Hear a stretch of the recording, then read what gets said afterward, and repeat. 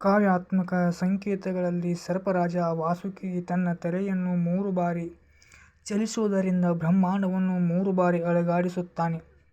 ಇದು ಅಭೂತಪೂರ್ವ ಪ್ರಮಾಣದ 3 ಜಾಗತಿಕ ಭೂಕಂಪಗಳನ್ನು ಸೂಚಿಸುತ್ತದೆ ಎಂದು ವ್ಯಾಖ್ಯಾನಕಾರರು ಸೂಚಿಸುತ್ತಾರೆ. ವಾಸ್ತವವಾಗಿ ಆಧುನಿಕ ವ್ಯಾಖ್ಯಾನಕಾರರು ಹೀಗೆ ಸಂಕ್ಷಿಪ್ತಗೊಳಿಸುತ್ತಾರೆ: ರಿಕ್ಟರ್ ಮಾಪಕದಲ್ಲಿ 18ನೇ ತೀವ್ರತೆಯ 3 ಬೃಹತ್ ಭೂಕಂಪಗಳು ಭೂಮಿಯ ಅಡಿಪಾಯವನ್ನು ಅಲುಗಾಡಿಸುತ್ತವೆ. ಅಕ್ಷವು ಬದಲಾಗುತ್ತದೆ. ದೆಹಲಿಯಿಂದ ಚೀನಾದವರೆಗೆ, ಇಂಡೋನೇಷ್ಯಾದಿಂದ ಅಫ್ಘಾನಿಸ್ತಾನದವರೆಗೂ ಶತಕೋಟಿ ಜನರು ಪರಿಣಾಮ ಬೀರುತ್ತಾರೆ. ತಾಂತ್ರಿಕವಾಗಿ ಯಾವುದೇ ರಿಕ್ಟರ್ ಮಾಪಕದ ಭೂಕಂಪವು 10 ತೀವ್ರತೆ ಮೀರಲು ಸಾಧ್ಯವಿಲ್ಲವಾದರೂ ಸಂಖ್ಯೆಗಳು ಸಂಕೇತವಾಗಿವೆ. ಇದು ವಿಶ್ವದ ವಾಲುವಿಕೆಯ ತೀವ್ರತೆ ಮತ್ತು ಜಾಗತಿಕ ವಿಪತ್ತನ್ನು ತಿಳಿಸುತ್ತದೆ. ಧ್ರುವ ಬದಲಾವಣೆ ಮತ್ತು ಸೂರ್ಯನ ಹಿಮ್ಮುಖವಾಗಿ ಉದಯಿಸುವ ಉಲ್ಲೇಖವು ಕಾಸ್ಮಿಕ್ ಮಟ್ಟದ ಏರಿಳಿತವನ್ನು ಒತ್ತಿ ಹೇಳುತ್ತದೆ. ಟೈಮ್ಸ್ ಆಫ್ ಇಂಡಿಯಾ ಜ್ಯೋತಿಷ್ಯ ವಿಭಾಗವು ಈ ನಿರೂಪಣೆಯನ್ನು ಪ್ರತಿನಿಧಿಸುತ್ತದೆ. ಭೂಕಂಪಗಳು ಮತ್ತು ಸುನಾಮಿಗಳಂತಹ ನೈಸರ್ಗಿಕ ವಿಪತ್ತುಗಳು 2025 ಮತ್ತು 2028ರ ನಡುವೆ ಹೆಚ್ಚಾಗುವ ನಿರೀಕ್ಷೆಯಿದೆ. ಇದು ಮಲ್ಲಿಕಾ ಅವರ ಟೈಮ್ಲೈನ್ ಸರಿಹೊಂದುತ್ತದೆ. 2022 ಮತ್ತು 2025ರ ನಡುವಿನ ಜಗತ್ತು ಭಾರೀ ಭೂಕಂಪಗಳ ಉಲ್ಬಣಕ್ಕೆ ಸಾಕ್ಷಿಯಾಗಿದೆ. 2023ರ ಆರಂಭದಲ್ಲಿ ಟರ್ಕಿ ಸಿರಿಯಾದಲ್ಲಿ 7.8 ತೀವ್ರತೆಯ ಭೂಕಂಪ ಸಂಭವಿಸಿತು. ಹಿಮಾಲಯದ ಪ್ರದೇಶಗಳಾದ ನೇಪಾಳ ಮತ್ತು ಪಾಕಿಸ್ತಾನದಲ್ಲಿ 2024ರಲ್ಲಿ ಹೆಚ್ಚಿನ ತೀವ್ರತೆಯ ಭೂಕಂಪನಗಳು ಸಂಭವಿಸಿವೆ. ಇಂಡೋನೇಷ್ಯಾ ಮತ್ತು ಸುತ್ತಮುತ್ತಲಿನ ಸುಂಡಾ ಆರ್ಕ್ ದ್ವೀಪಗಳು 7.0ಕ್ಕಿಂತ ಹೆಚ್ಚಿನ ತೀವ್ರತೆಯ ಭೂಕಂಪನ ಘಟನೆಗಳು ಸಹಿಸಿಕೊಂಡಿವೆ. 2025ರಲ್ಲಿ ಜಪಾನ್, ತೈವಾನ್ ಮತ್ತು ಅಲಾಸ್ಕಾ ಅಸಾಮಾನ್ಯವಾಗಿ ಪ್ರಬಲ ಭೂಕಂಪಗಳನ್ನು ವರದಿ ಮಾಡಿದರೆ, ಚಿಲಿ ಮತ್ತು ಪೆರು ಸಹ ಭೂಕಂಪನ ವೈಪರೀತ್ಯಗಳು ಅನುಭವಿಸುತ್ತವೆ. ಈ ಆವರ್ತನ ಮತ್ತು ವಿತರಣೆಯ ಭೂಕಂಪಗಳು ಸ್ಥಳೀಯವಾಗಿ ಉಳಿಯುವುದಿಲ್ಲ, ಆದರೆ ಅಖಂಡಗಳಾದ್ಯಂತ ಪ್ರಕಟವಾಗುತ್ತದೆ. ಇದು ನೇಪಾಳ, ಚೀನಾ, ಇಂಡೋನೇಷ್ಯಾ, ಥೈಲ್ಯಾಂಡ್ ಮತ್ತು ಹಾಂಗ್ಕಾಂಗ್ ನಂತಹ ವೈವಿಧ್ಯಮಯ ರಾಷ್ಟ್ರಗಳ ಮೇಲೆ ಪರಿಣಾಮ ಬೀರುತ್ತದೆ ಎಂಬ ಮಲ್ಲಿಕನ ಊಹೆಯು ಪ್ರತಿಬಿಂಬಿಸುತ್ತದೆ. ಕೆಳಗೆ ವಿವರಿಸಿದಂತೆ ಭವಿಷ್ಯಮಾಲಿಕಾದ ಸಾಂಪ್ರದಾಯಿಕ ಪ್ರವಾದಿ ಸ್ವರದಲ್ಲಿ ರಚಿಸಲಾದ ಶೈಲಿಯ ಒಡಿಯಾ ಪದಗಳು. ನಂತರ ಅನುವಾದ. ಭೂಮಿಯ ಕಂಪನವು ಸ್ಥಳದಿಂದ ಸ್ಥಳಕ್ಕೆ ಹರಡುತ್ತದೆ. ಹಿಮಾಲಯವು ಬಿರುಕು ಬಿಡುತ್ತದೆ. ಮನೆಗಳು ಮತ್ತು ಮರಗಳು ಕುಸಿಯುತ್ತವೆ ಮತ್ತು ಸಮೃದ್ಧಿ ಕಣ್ಮರೆಯಾಗುತ್ತದೆ. ವಾಸುಕಿ ತನ್ನ ತಲೆ 3 ಬಾರಿ ಚಲಿಸಿದಾಗ ಬ್ರಹ್ಮಾಂಡವು ನಡುಗುತ್ತದೆ. ಜನರು ತೀವ್ರವಾಗಿ ಬಳಲುತ್ತಾರೆ. ಎಲ್ಲಾ ದಿಕ್ಕುಗಳಲ್ಲಿಯೂ ಬ್ರಹ್ಮಾಂಡದ ಕ್ರಾಂತಿ. ಭೂಮಿ ಮತ್ತು ಆಕಾಶ ನಡುಗುತ್ತವೆ. ಅಕ್ಷವು ಹಿಂಸಾತ್ಮಕವಾಗಿ ತಿರುಚುತ್ತದೆ. ಸೂರ್ಯನ ಪಶ್ಚಿಮದಲ್ಲಿ ಉದಯಿಸುತ್ತಾನೆ, ಹಗಲು ಹಿಮ್ಮುಖಗೊಳಿಸುತ್ತಾನೆ ಮತ್ತು ಪ್ರಪಂಚದ ಟೊಳ್ಳು ರೂಪವನ್ನು ಬಹಿರಂಗಪಡಿಸುತ್ತಾನೆ. ಈ ಶ್ಲೋಕಗಳು ಆರಂಭಿಕ ಮುದ್ರಣ ಆವೃತ್ತಿಗಳಲ್ಲಿ ಕಂಡುಬರುವುದಿಲ್ಲ. ಅವು ದೇವಾಲಯದ ಕವಾಟಗಳಲ್ಲಿ ಸಂರಕ್ಷಿಸಲಾದ ಛಿದ್ರಗೊಂಡ ಹಸ್ತಪ್ರತಿಗಳು ಮತ್ತು ಮೌಖಿಕ ಪಠಣಗಳಲ್ಲಿ ಉಲ್ಲೇಖಗೊಂಡಿವೆ. ಭವಿಷ್ಯಮಾಲಿಕಾ ಡಿಕೋಡಿಂಗ್ ಬ್ಲಾಗ್ಗಳು ಮತ್ತು ಮಾಧ್ಯಮ ಪ್ರಬಂಧಗಳಲ್ಲಿ ದೃಢಪಡಿಸಿದಂತೆ 2025ರಲ್ಲಿ ಈ ಶ್ಲೋಕಗಳು ಓದುವಾಗ ನಮ್ಮ ಗ್ರಹವು ತೀವ್ರವಾದ ಭೂಕಂಪನ ಆಘಾತಗಳನ್ನು ಅನುಭವಿಸುವುದರಿಂದ ಈ ಜೋಡಣೆಯನ್ನು ಅಲ್ಲಗಳೆಯಲಾಗದು. ಅಕ್ಷರಶಃ ಧ್ರುವ ಹಿಮ್ಮುಖ ಸಂಭವಿಸದಿದ್ದರೂ ಭೂಮಿಯ ಕಾಂತೀಯ ಬದಲಾವಣೆಗಳು ಮತ್ತು ಹವಾಮಾನ ಅಡಚಣೆಗಳು ಎಚ್ಚರಿಕೆಗಳನ್ನು ಹೆಚ್ಚಿಸುತ್ತವೆ. ನಾಸಾ ಮತ್ತು ಭೂಕಂಪಶಾಸ್ತ್ರಜ್ಞರು ಸಹ ಭೂಮಿಯ ಕೇಂದ್ರ ಮತ್ತು ಕಾಂತಕ್ಷೇತ್ರದ ಚಲನೆಗಳಲ್ಲಿ ವರ್ತನೆಯ ಬದಲಾವಣೆಗಳನ್ನು ಗಮನಿಸುತ್ತಾರೆ. ಪ್ರಾಚೀನ ಎಚ್ಚರಿಕೆಗಳನ್ನು ಪ್ರತಿನಿಧಿಸುತ್ತಾರೆ. ಭಾಷಾಂತರಕಾರರು ಮಲ್ಲಿಕಾವನ್ನು ವೈಜ್ಞಾನಿಕ ಪಠ್ಯವಾಗಿ ಓದಲು ಎಚ್ಚರಿಸುತ್ತಾರೆ. ಇದು ಭಕ್ತಿ ಮತ್ತು ನೈತಿಕ ಸ್ವರೂಪವಾಗಿದೆ, ಆದರೆ ಇದು ಭೂಕಂಪಗಳನ್ನು ಕಲಿಯುಗದ ಅಂತಿಮ ಹಂತದ ಸಂಕೇತಗಳಾಗಿ ಪದೇ ಪದೇ ಚಿತ್ರಿಸುತ್ತದೆ. ಸತ್ಯಯುಗದ ಉದಯಕ್ಕೆ ಮುಂಚಿತವಾಗಿ ಅನೀತಿಯ ಶುದ್ಧೀಕರಿಸುತ್ತದೆ. ಹಾರುವ ಯಂತ್ರಗಳು 2ನೇ ದಿಕ್ಕಿನಿಂದ ಪಶ್ಚಿಮಕ್ಕೆ ಅಪ್ಪಳಿಸುತ್ತವೆ. ಎತ್ತರದ ಅಚಲ ಗೋಪುರಗಳು ಆಕಾಶದಿಂದ ವಿನಾಶಕ್ಕೆ ಬೀಳುತ್ತವೆ. ಈ ಕಾವ್ಯಾತ್ಮಕ ಮತ್ತು ಚುಚ್ಚುವ ಪದ್ಯದಲ್ಲಿ ಮಲ್ಲಿಕಾ ಯುನೈಟೆಡ್ ಸ್ಟೇಟ್ಸ್ನಲ್ಲಿ ಸೆಪ್ಟೆಂಬರ್ 11, 2001ರ ಭಯೋತ್ಪಾದಕ ದಾಳಿಯ ಸಾರವನ್ನು ಸೆರೆಹಿಡಿಯುತ್ತದೆ. 2ನೇ ದಿಕ್ಕು ಪಶ್ಚಿಮವನ್ನು ಸೂಚಿಸುತ್ತದೆ ಮತ್ತು ಭೀಮನ್ ವಿಮಾನಗಳು ಮತ್ತು ಅಟಲ್ ಅಚಲವಾದ ಎತ್ತರದ ರಚನೆಗಳ ಉಲ್ಲೇಖವು ವಿಶ್ವ ವ್ಯಾಪಾರ ಕೇಂದ್ರದ ಕುಸಿತದೊಂದಿಗೆ ಕಾಡುತ್ತದೆ.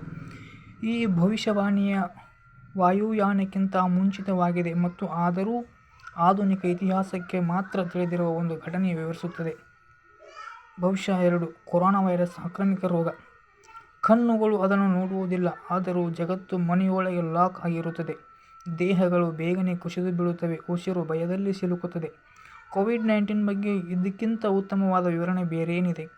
ಕಣ್ಣಿಗೆ ಕಾಣದ ರೋಗ, ಜಾಗತಿಕ ಲಾಕ್ಡೌನ್ಗಳು, ಉಸಿರಾಟದ ಸಮಸ್ಯೆಗಳು ಮತ್ತು ಸಾಮೂಹಿಕ ಭಯವನ್ನು ಉಂಟುಮಾಡುತ್ತಿದೆ. ಮಹಾಕಾಲಜ್ಞಾಮಾಲಿಕವಾದ ಅಡಗಿರುವ ಈ ಶ್ಲೋಕವನ್ನು ಹೆಚ್ಚಾಗಿ ನಿರೀಕ್ಷಿಸಲಾಯಿತು. 2020ರಲ್ಲಿ ಜಗತ್ತು ಸ್ಥಗಿತಗೊಳ್ಳುವವರೆಗೂ. ಭವಿಷ್ಯ 3. ಮೊಬೈಲ್ ತಂತ್ರಜ್ಞಾನ ಮತ್ತು ಡಿಜಿಟಲ್ ವ್ಯಸನದ ಏರಿಕೆ. ಜನರು ಜಗತ್ತನ್ನು ಹಿಡಿದುಕೊಳ್ಳುತ್ತಾರೆ. ಗಾಳಿಯ ಮೂಲಕ ಜ್ಞಾನವು ಅವರ ಕಣ್ಣುಗಳ ಮೂಲಕ ತಲುಪುತ್ತದೆ. ಈ ಕಾವ್ಯಾತ್ಮಕ ಅಂದರೆ ಆಘಾತಕಾರಿ ನಿಖರವಾದ ಪದ್ಯವು ಮೊಬೈಲ್ ಫೋನುಗಳು ಮತ್ತು ಇಂಟರ್ನೆಟ್ ಅನ್ನು ವಿವರಿಸುತ್ತದೆ. ಜಗತ್ತಿನ ಕೈಯಲ್ಲಿ ಹಿಡಿದುಕೊಳ್ಳುವುದು ಮತ್ತು ಕಣ್ಣುಗಳ ಮೂಲಕ ತರಂಗಾಂತರಗಳ ಮೂಲಕ ಜ್ಞಾನ ಎಂದು ನಾವು ವಿಷಯವನ್ನು ಹೇಗೆ ಬಳಸುತ್ತೇವೋ, ವಿಶೇಷವಾಗಿ ಸ್ಮಾರ್ಟ್ಫೋನ್ಗಳಲ್ಲಿ ಶತಮಾನಗಳ ಹಿಂದೆ ಬರೆಯಲಾದ ಈ ಭವಿಷ್ಯವನ್ನು ಯಾರಾದರೂ ಹೀಗೆ ಊಹಿಸಲು ಸಾಧ್ಯವೇ? ಭವಿಷ್ಯ 4. ಜಗತ್ತಿನಾದ್ಯಂತ ಭೂಕಂಪ. ಒಮ್ಮೆ ಶಾಂತಿ ನೆಲೆಸಿದ ಸ್ಥಳದಲ್ಲಿ ಭೂಮಿ ನಡುಗುತ್ತದೆ. ಅಜ್ಞಾತ ರಾಷ್ಟ್ರಗಳು ತಮ್ಮ ಭೂಮಿ ಕುಸಿದು ನಂತರ ಅಳುತ್ತವೆ. ನೇಪಾಳ 2015ರಿಂದ ಟರ್ಕಿ, ಸಿರಿಯಾ 2023 ಮತ್ತು ಜಪಾನ್ನವರೆಗೆ ಟೆಕ್ಟೋನಿಕ್ ಮತ್ತು ರಾಜಕೀಯವಾಗಿ ಅಸ್ಥಿರ ಪ್ರದೇಶಗಳಲ್ಲಿ ಪ್ರಮುಖ ಭೂಕಂಪಗಳ ಉಲ್ಬಣವನ್ನು ಜಗತ್ತು ಕಂಡಿದೆ. ಈ ಪ್ರವಾದನೆಗಳು ಕೇವಲ ಭೂಕಂಪನಗಳ ಮಾತ್ರವಲ್ಲ, ಅವು ತರುವ ಭಾವನಾತ್ಮಕ, ಆಧ್ಯಾತ್ಮಿಕ ಮತ್ತು ಆರ್ಥಿಕ ಕುಸಿತವನ್ನು ವಿವರಿಸುತ್ತವೆ. ಭವಿಷ್ಯ 5. ಭಾರತದ ಡಿಜಿಟಲ್ ದಂಗೆ, ಡಿಜಿಟಲ್ ಇಂಡಿಯಾ ಚಳವಳಿ. ಭಾರತದಲ್ಲಿ ಕಾಗದವಿಲ್ಲದ ನಿಯಮವನ್ನು ಮಾಡಲಾಗುತ್ತದೆ. ಹೆಬ್ಬೆರಳಿನ ಗುರುತಿನಿಂದ ಜನರು ನಿರ್ಧರಿಸುತ್ತಾರೆ ಎಂದು ಹೇಳಿದರು. ಈ ಪದ್ಯವು ರೂಪಕವಾಗಿದ್ದರೂ ಕಾಗದರಹಿತ ಆಡಳಿತ, ಆಧಾರಿತ ದೃಢೀಕರಣ ಮತ್ತು ಭಾರತದಲ್ಲಿ ಇವಿಎಂ ಮತದಾನವನ್ನು ಉಲ್ಲೇಖಿಸುತ್ತದೆ. ಇವೆಲ್ಲವೂ ಇತ್ತೀಚಿನ ವರ್ಷಗಳಲ್ಲಿ ವಾಸ್ತವವಾಗಿದ್ದು, ಭಾರತ ಆಡಳಿತ ಮತ್ತು ಪ್ರಜಾಪ್ರಭುತ್ವ ವ್ಯವಸ್ಥೆಗಳನ್ನು ಮರುರೂಪಿಸುತ್ತದೆ. ಭವಿಷ್ಯ 6. ರಷ್ಯಾ-ಉಕ್ರೇನ್ ಯುದ್ಧ. ಉತ್ತರ ದೇಶಗಳಲ್ಲಿ ಬೆಂಕಿ ಉರಿಯುತ್ತದೆ. ಒಂದು ಪ್ರಬಲ ಜನಾಂಗವು ಬೂದಿಯಾಗುತ್ತದೆ. ಬಿಳಿ ಹಿಮಾವೃತ ಬೆಟ್ಟಗಳು ಕೆಳಗೆ ರಕ್ತ ಬೀಳುತ್ತದೆ. ಇದು 2022ರಲ್ಲಿ ಪ್ರಾರಂಭವಾದ ರಷ್ಯಾ-ಉಕ್ರೇನ್ ಯುದ್ಧದ ಆಘಾತಕಾರಿ ಮುನ್ಸೂಚನೆಯಾಗಿದೆ.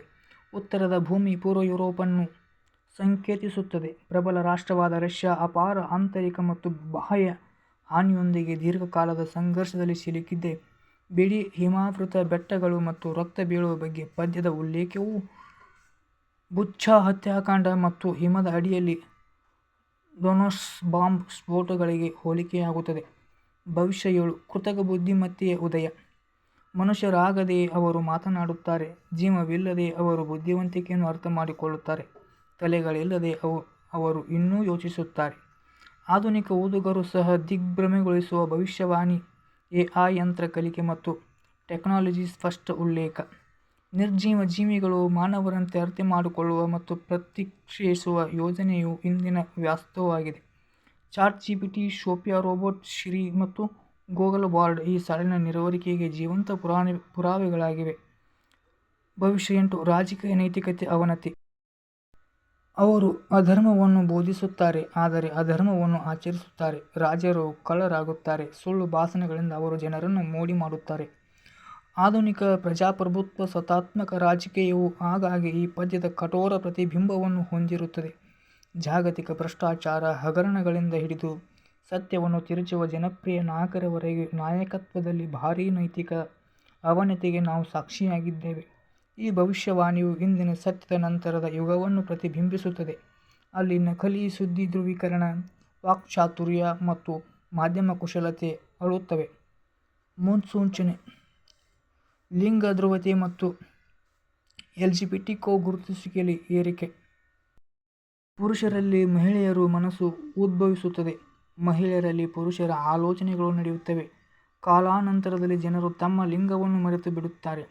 ಇದು ಆಧುನಿಕ ಎಲ್ಜಿಬಿಟಿಕ್ಯೂ ಹಕ್ಕುಗಳ ಆಂದೋಲನಗಳನ್ನು ತೃತೀಯ ಲಿಂಗಿಗಳ ಗುರುತಿಸುವಿಕೆ ಮತ್ತು ಲಿಂಗ ಗುರುತಿನ ಸಂವಾದಗಳ ಶಕ್ತಿಯುತ ಅನುಮೋದನೆಯಾಗಿದೆ. ಭಾರತದಲ್ಲಿನ ಕಾನೂನು ಮಾನ್ಯತೆಗಳಿಂದ ಹಿಡಿದು ಜಾಗತಿಕ ಹೆಮ್ಮೆಯ ಚಳುವಳಿಯವರೆಗೆ ಈ ಭವಿಷ್ಯವಾಣಿಯು ಧ್ರುವ ಅಸ್ಮಿತೆ ಒಂದು ಕಾಲದಲ್ಲಿ ಊಹಿಸಲಾಗದಷ್ಟು ಮುಖ್ಯವಾಹಿನಿಯ ಚರ್ಚೆಯನ್ನು ಹೀಗೆ ಪ್ರಶ್ನಿಸಿದೆ ಎಂಬುದನ್ನು ತೋರಿಸುತ್ತದೆ. ಭವಿಷ್ಯ 10. ಚೀನಾದ ಏರಿಕೆ ಮತ್ತು ಜಾಗತಿಕ ಅಡೆತಡೆ. ಚೀನಾ ಅಪಾರ ಶಕ್ತಿಯಾಗಿ ಏರುತ್ತದೆ. ಜನರು ತಮ್ಮನ್ನು ತಾವು ಭಯದಲ್ಲಿ ಬಂಧಿಸುತ್ತಾರೆ. ಭರವಸೆಗಳು ಬದಲಾಗುತ್ತವೆ ಮತ್ತು ಜಗತ್ತು ದಿಕ್ಕನ್ನು ಬದಲಾಯಿಸುತ್ತದೆ. ವಿಶ್ವದ 2ನೇ ಅತಿ ದೊಡ್ಡ ಆರ್ಥಿಕತೆಯಾಗುವುದರಿಂದ ಹಿಡಿದು ಗ್ರಹವನ್ನು ಮುಚ್ಚುವ ವೈರಸ್ ಕೋವಿಡ್-19 ಅನ್ನು ಬಿಚ್ಚಿಡುವವರೆಗೆ ಇತಿಹಾಸದಲ್ಲಿ ಚೀನಾದ ಪಾತ್ರವು ನಿರ್ಭಯವಾದವಾಗಿದೆ. ಇದು ಜಾಗತಿಕ ಪೂರೈಕೆ ಸರಪಳಿಗಳು, ಅಂತಾರಾಷ್ಟ್ರೀಯ ರಾಜತಾಂತ್ರಿಕ ಮತ್ತು ಪ್ರಾದೇಶಿಕ ಸಂಘರ್ಷಗಳ ಮೇಲೆ ಪ್ರಭಾವ ಬೀರುತ್ತದೆ. ಭವಿಷ್ಯವಾಣಿಯು ದೂಷಿಸುವುದಿಲ್ಲ, ಆದರೆ ನಿಜವಾಗಿಯೂ ಸಂಭವಿಸಿದ ಅಧಿಕಾರ ಮರುಸಂಘಟನೆಯನ್ನು ಊಹಿಸುತ್ತದೆ. ನಾನು ಆಳವಾಗಿ ಸಂಶೋಧನೆ ಮಾಡಿದಾಗ ಅದರ ಒಂದು ಭಾಗವನ್ನು ಸಂಕ್ಷಿಪ್ತಗೊಳಿಸಲು ಕೆಲವು ಒಂದು ಪುಸ್ತಕವಲ್ಲ, ಇದರ ಇಡೀ ಗ್ರಂಥಾಲಯದ ಅಗತ್ಯವಿದೆ ಎಂದು ನಾನು ಅರಿತುಕೊಂಡೆ. ಪ್ರತಿಯೊಂದು ಗ್ರಂಥ ಹಸ್ತಪತ್ರಿಕೆ ಭೂತ, ವರ್ತಮಾನ, ಭವಿಷ್ಯದ ಬಗ್ಗೆ ಮಾತನಾಡುತ್ತದೆ. ಇದನ್ನು ಹೆಚ್ಚಾಗಿ ರೂಪಕಗಳಲ್ಲಿ ಸಂಕೇತಿಸಲಾಗುತ್ತದೆ, ಆದರೆ ಡಿಕೋಡ್ ಮಾಡಿದಾಗ ಆಳವಾಗಿ ನಿಖರವಾಗುತ್ತದೆ. ಕೃತಕ ಬುದ್ಧಿಮತ್ತೆಯು ಉದಯದಿಂದ ಹಿಡಿದು ನೈಸರ್ಗಿಕ ವಿಪತ್ತುವರೆಗೆ, ಭಾರತ, ಚೀನಾ, ಟರ್ಕಿ ಮತ್ತು ಇರಾನ್ ಒಳಗೊಂಡ ಭವಿಷ್ಯದ ಯುದ್ಧವರೆಗೆ ಎಲ್ಲವೂ ಇದೆ.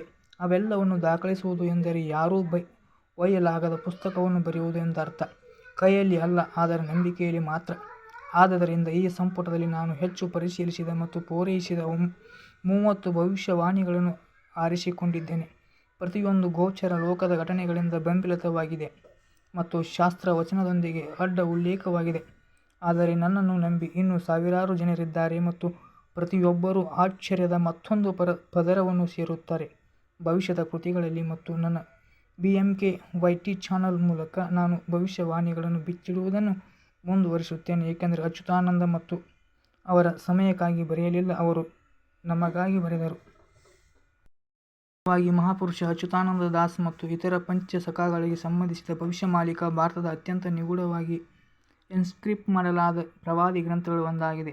ಅದರ ಅನೇಕ ವಿಷಯಗಳು ಹಿಂದಿನ ಯುಗಗಳಿಂದ ಕಲಿಯುಗಗಳವರೆಗೆ ದೈವಿಕ ಮತ್ತು ಐತಿಹಾಸಿಕ ವ್ಯಕ್ತಿಗಳ ಪುನರ್ಜನ್ಮವು ಅತ್ಯಂತ ಪ್ರಭಾವಶಾಲಿಯಾಗಿದೆ.